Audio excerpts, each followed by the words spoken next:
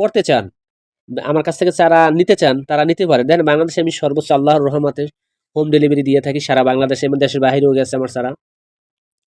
তো আপনারা চাইলে আমার কাছে সংগ্রহ করতে পারেন লতি কচুর। তবে আরও ২টা জাত আছে, যশোরের লতিরাজ, তারপর নাটোর, তারপর বোম্বাই লতি কচু, পানি কচু, এগুলো জাত আছে, কিন্তু আপনার ওগুলা করে আপনি সফলতা পাবেন না।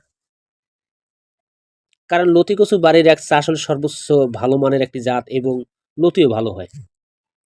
ঠিক আছে, কথা বলে ভাই আমরা চাষ করে সফলতা পাই নাই, আমরা খুব সমস্যা আছি, আমাদের ভালো একটা জাত দেন।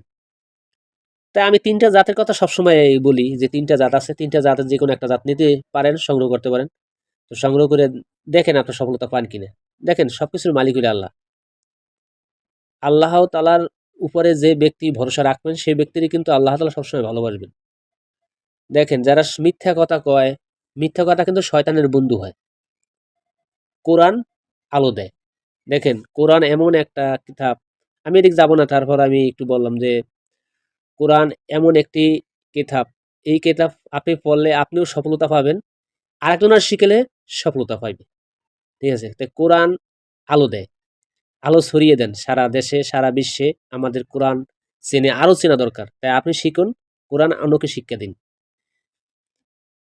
যারা মিথ্যা কথা, যারা বাটফারি করে, তার কোনো বুকপিট নেই। আর যারা সত্য কথা বলে, তারা কিন্তু এই দুনিয়ায় বাদ খুব কম। কারণ আমি যে সত্য কথা বলি কিভাবে বুঝবেন? আপনি তো আমার চেনেন না। ভাই একটা কথা মনে রাখবেন, যে ব্যক্তি মরণের কথা স্মরণ করে, সে ব্যক্তি কখনোই মানুষকে ঠকাবে না। আর আবু জাহেল যেগুলো আছে শয়তান, এগুলা সবসময় মানুষকে ঠকানোর চিন্তা ভাবনা করবে। ভাই আপনার আমি ৫,০০০ টাকা ঠগাইলেই মনে করেন, আমি আপনার কাছ থেকে ৫,০০০ টাকা মাইরে খাইলাম।